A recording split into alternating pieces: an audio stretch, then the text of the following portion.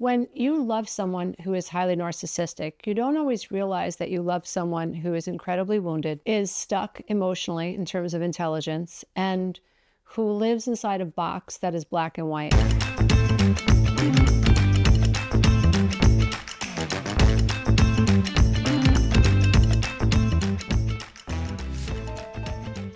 While they are in a relationship with you, they may idealize you.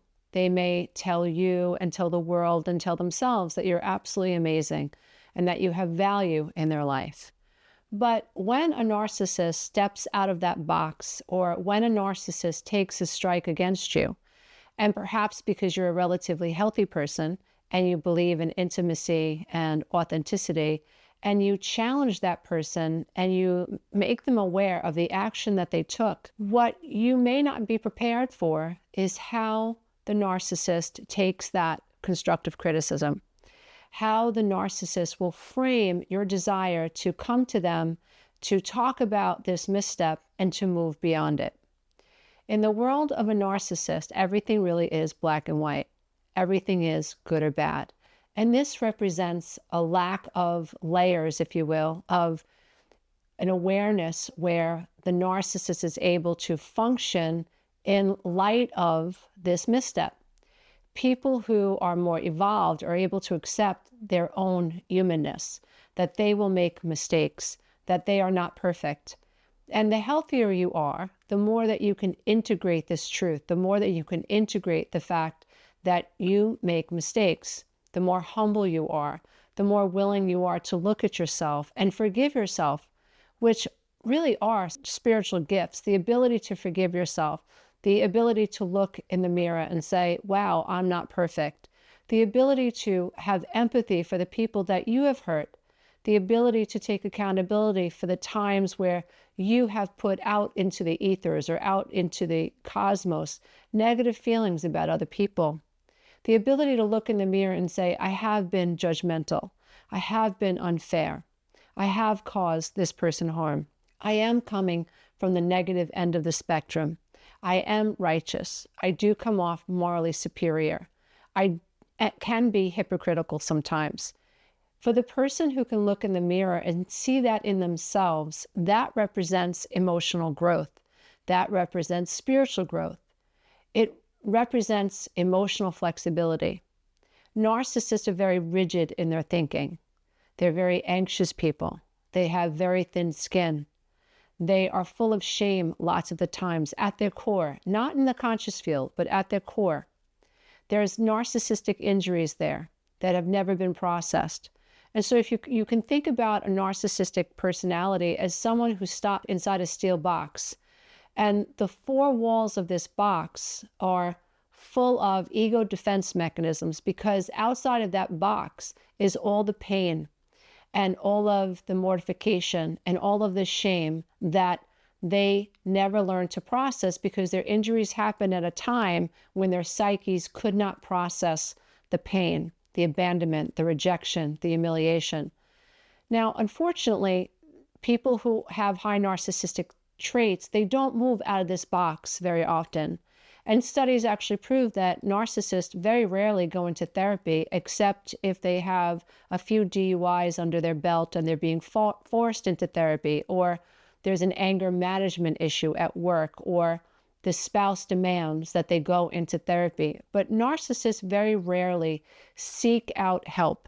When they go into therapeutic situations, they often tempt the therapist, they test the therapist, they test the psychologists and the people that they're working with, because they go in thinking that they're smarter than the person that they are talking to, which destroys any help that could come their way in terms of therapy. They lack introspection.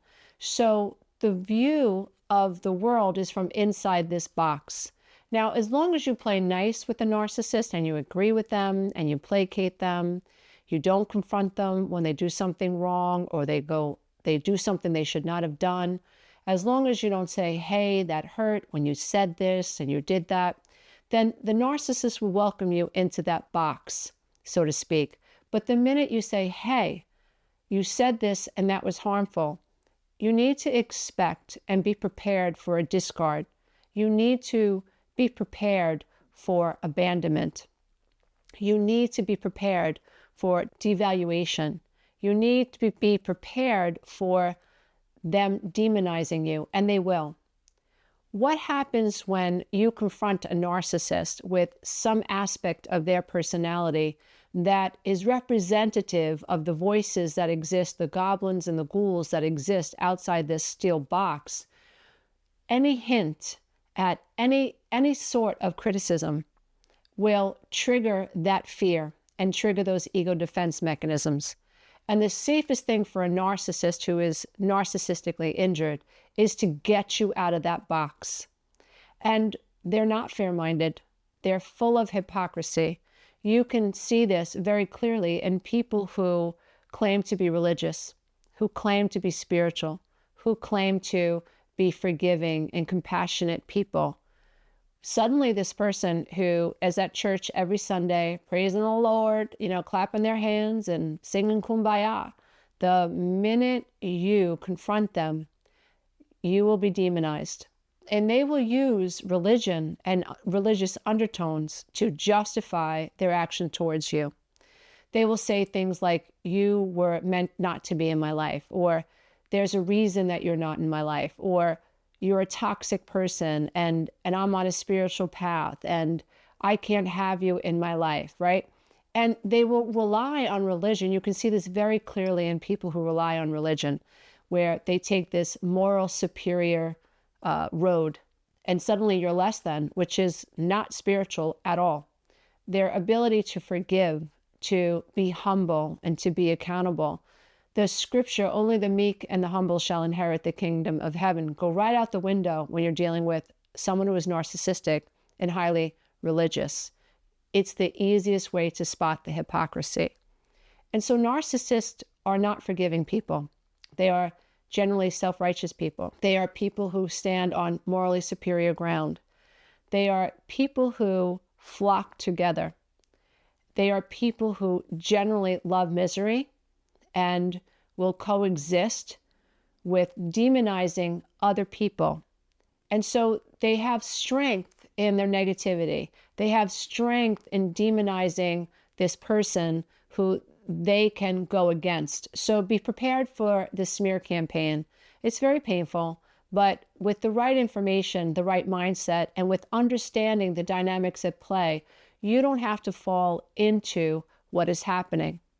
So when you confront this narcissist who is in this box, you have to understand that what happens next is very indicative of, it's a telltale sign of narcissism if this person then moves very quickly to devalue you, to demonize you, and to discard you, and then to rationalize their discard of you, to shut down all ability to communicate with them, to absolutely take the stand of righteousness and forget that they may have actually taken an action that has warranted you to step to them. When you're dealing with a narcissist, they will rewrite history. They will leave out the most critical aspects of the story. And any hint that brings to the forefront of the narcissist's mind that they were actually the one that caused this situation to evolve the way it has will be erased from the memory. It's quite intriguing to stand in front of a narcissist and to know the truth and to have this person stand before you completely out of touch with reality. It's quite intriguing.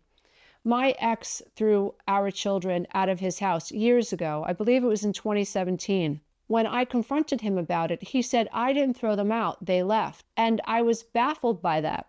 I had 3 adult children and another adult that was in this space when this occurred. And she also said, he threw us out. He said, get out. And when I confronted him on it, wanting to make sure that I got all the pieces of the puzzle before I counseled anybody and before I gave my children any advice in any direction, when I confronted him about it, he said, I didn't kick them out. They left. And he was serious.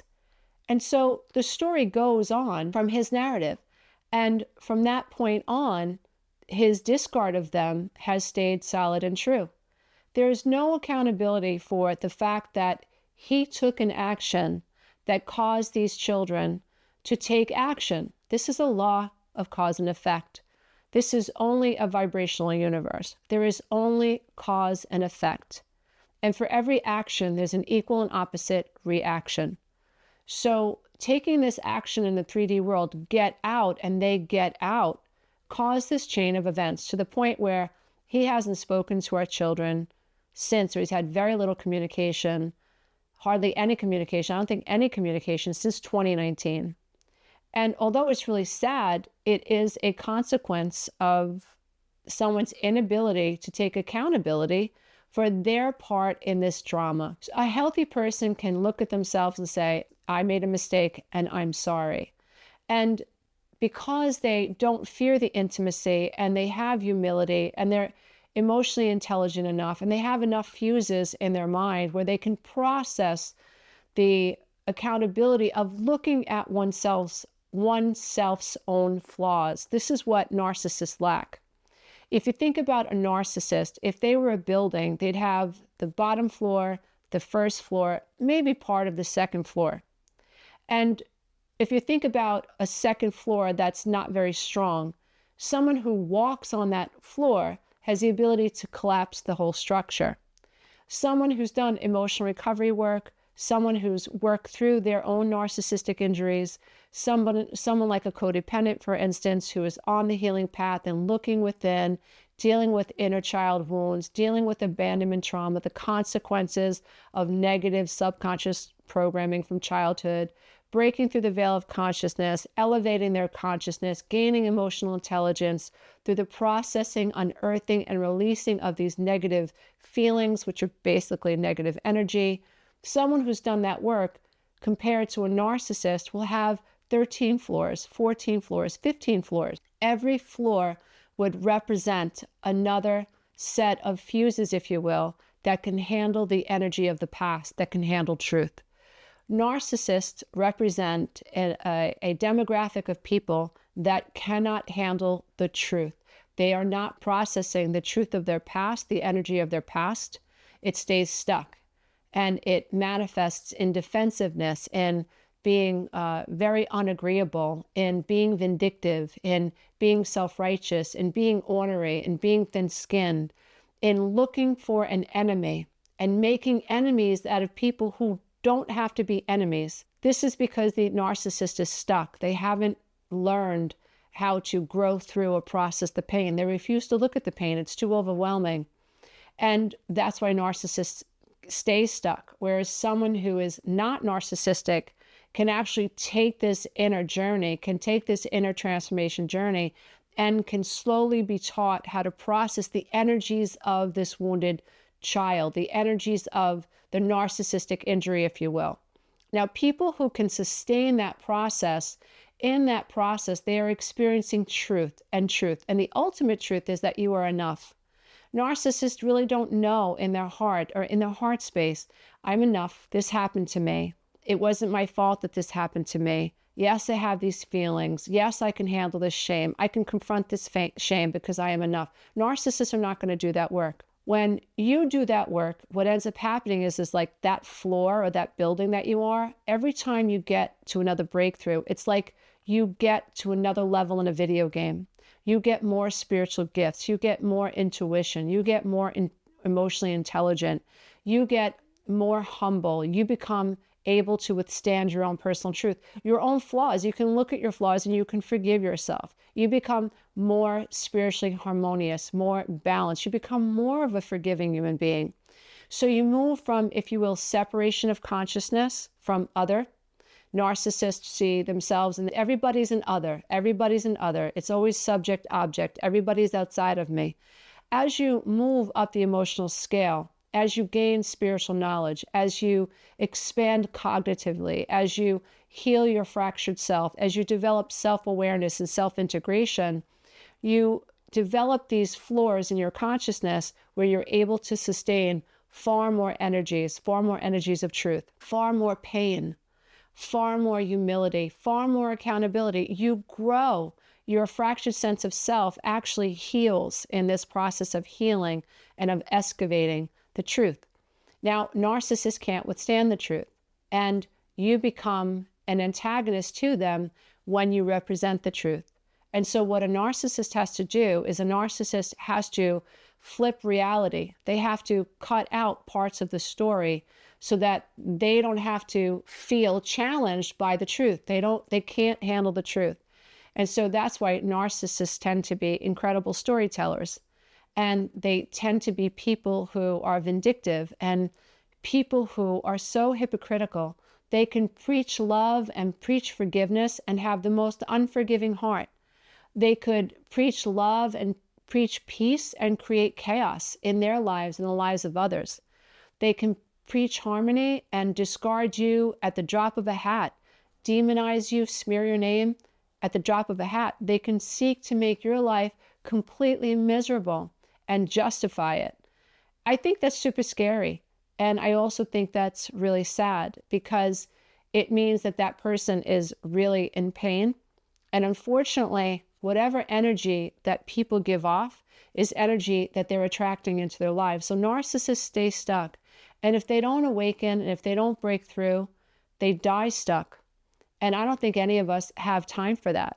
A narcissist certainly doesn't have time for that, but they're not aware of that. They're not willing to look within. They're not willing to take accountability. I believe that if a narcissist truly wanted to heal and could see the benefit of unearthing this pain and the benefit of empathy and the benefit of changing behavior and the benefit of growing and withstanding the truth and healing, I believe great shifts could occur.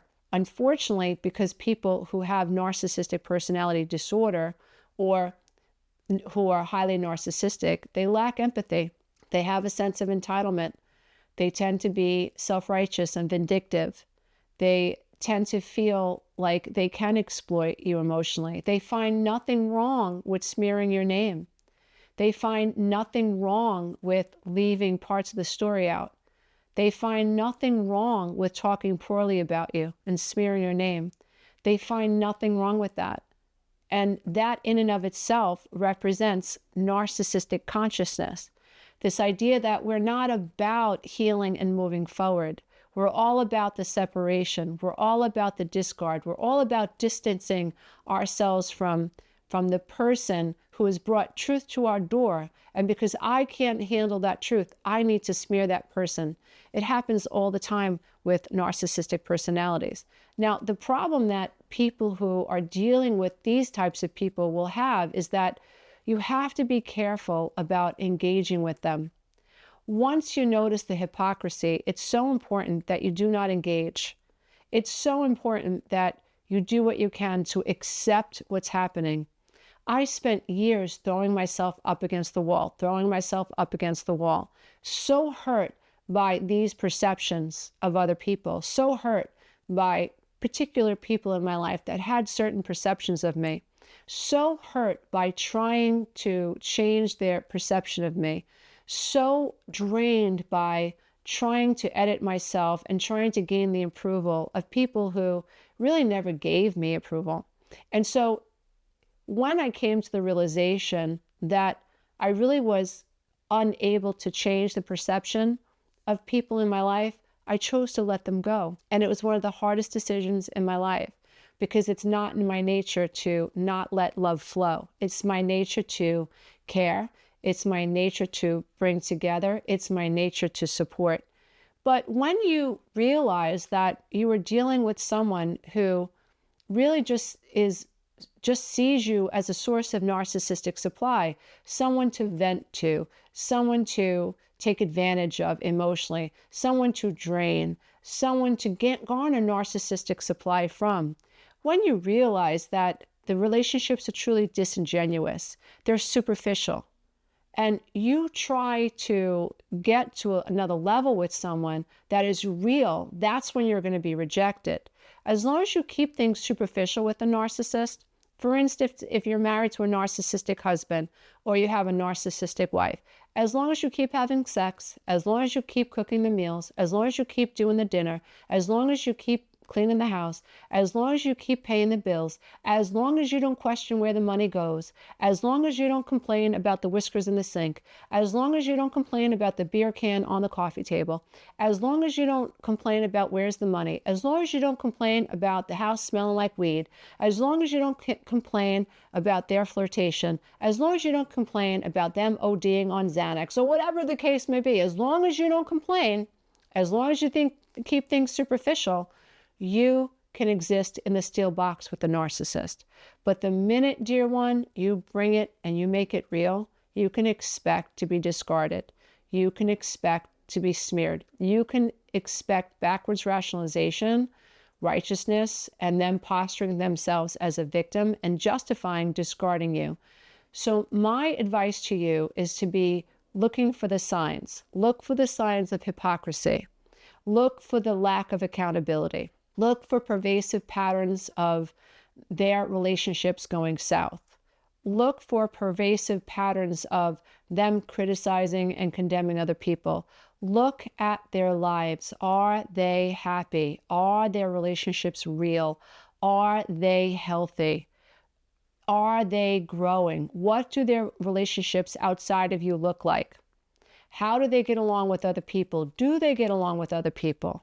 What do their children say about them? What do their neighbors say about them? Look for patterns. Why is this important? Because when you really love someone, you go all in. And you don't always recognize the patterns in this person's life that exist outside of you.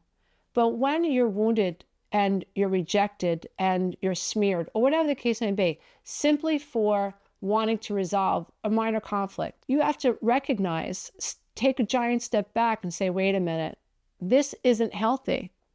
I love this person. I've poured energy into this person. How can this person react so poorly? This was a minor incident. Well, no incident is minor to a narcissist. You can question why they put the coffee cup on the counter instead of the sink, or why did they put their brush on this side of the sink rather than bring it into the other bathroom. It doesn't matter. Anything that you say will be taken as a criticism. So when you start to notice these experiences, that's when you take a giant step back. That's when you take a pause and you try to see if there are pervasive patterns in other areas of their life. This was a huge aha moment for me when I realized in my own first marriage, there were problems with his friends. I just never saw it before. There wasn't the ability to maintain these really authentic friendships. I never saw that before. All of our friendships came through me. They were my friendships, but I didn't see that. I didn't see that there was a pervasive pattern between siblings. I didn't see that. I was so wrapped up in this person's perception of me and the stonewalling and the gaslighting and the triangulation. I could not see the other patterns, but being able to take a giant step back and looking at the quality of this person's relationships really helped me realize, like, wait a minute, maybe this isn't all me. Maybe something else is going on. You have to take an energetic inventory also. Does this person add anything to your life, or are you the one pouring into them? Are you able to call them for support? Are you able to trust them and know that you can lean on them? Or is it a one-way relationship? This is so common with codependents and narcissists. Codependent narcissistic relationships are one way. You have the codependent who just gives and gives and gives. And if you're an empathetic codependent, or if you're a codependent that has high empathy, then you really come at it hoping to rescue this person for them. It could be mixed with, I'm going to rescue this person so it makes me feel better. But if you're somewhat healed empath and you're coming out of codependency, you may find yourself genuinely wanting to help this person. However, when something happens in the relationship where there's a sudden misstep, and now there's a pulling back, or there's this discard, or you're noticing comments on Facebook about you, or your friends are getting back to you about, hey, so-and-so said this about you, I'm just coming to you to figure, I might as well get your side of the story. When that starts to happen, it's time to really step back and reevaluate the energy. Has this person ever consistently added to your life? Or is it you that's always added to this person's life? Really take an inventory of that. And that's when you really need to pull back, and that all of that energy that you were offering these relationships, it's time that you start showering yourself with that energy. Spiritual intelligence requires that we let go. It requires that when someone gives us the information that they want nothing to do with us, we have to respect that. We have to learn to allow that and even elevate ourselves to a place of unconditional love. Okay, this just didn't work out. We tried, and it's okay to let go. My process is letting go in love. I don't want to match the energy of someone who is angry or someone who feels like a victim, victimized by me, victimized by society. I don't want to match that energy. What I want to do is move into a state of allowing, a state of grace. This is where my phrase comes from, namaste, and I'm going to walk away. I'm going to let you have your perception of me. I'm not going to argue with it anymore. I have no right to argue with you about your perception of me. I have no right to challenge your anger towards me. I don't. You are allowed to feel whatever you feel towards me. And it's up to me to let you have that in love and light and in grace. And to try to, if I can't love you one-on-one, maybe love you from afar. It'll be far easier for you to love people and to stay in a state of grace and to bypass that negative energy from outside that experience. So I really hope that this has been helpful. I know that these ideas have been transformative in my own life, and they really do help you use conflicts and use the contrast in these experiences to help you boomerang to another level of consciousness. Ultimately, we don't want to talk out of both sides of our mouth. Ultimately, we all want to go to, I think personally, this is my journey anyway, but where I want to reside in consciousness in a state is a state of non-resistance and love, because everyone is a facet or reflection of me. I am a drop in the ocean of humanity, as you are. And there is no such thing as separation. There's only frequency, and there's only attraction, and there are only patterns. And so what I want to do is make sure that I am not in resistance to patterns and frequencies that I cannot control, but I certainly don't try to match them. So if there's someone negative in my life, I don't want to match that negative energy. I don't want to be vindictive. I want to continue to be in a state of love as much and as often as I can. And this prevents me from souring. This prevents me from going down a rabbit hole. This prevents my mental health from declining. This prevents my emotional health from declining. This prevents my physical health from declining. Where there is rot in your psyche for other people, there is rot. You cannot serve two masters. You cannot serve love and anger at the same time. You cannot serve love and fear at the same time. We have to choose. And so I don't know about you, but I'm going to choose love every time, because I am not choosing the shadow world. I lived in a shadow world for the first, I would say, 3 decades, almost 4 decades of my life. It's not a fun place. It's where dis-ease lives. It's where disorder lives. It's where chaos lives. It's why parents perpetuate patterns with their children. It's why our children stay stuck, because we're passing this baton to our children in the shadow world. That's not for me, and I didn't want that for my children or my family. And so I hope this information resonates with you. I hope that if you're going through something like this, you feel empowered, you feel heard, you feel understood, and you feel encouraged to choose love and light over darkness. Namaste, everybody. Until next time, as about to the love and light that is absolutely in you. Until next time. Hey, if you love this content, don't forget to check out the next video, and you can go to my website and take the codependency quiz.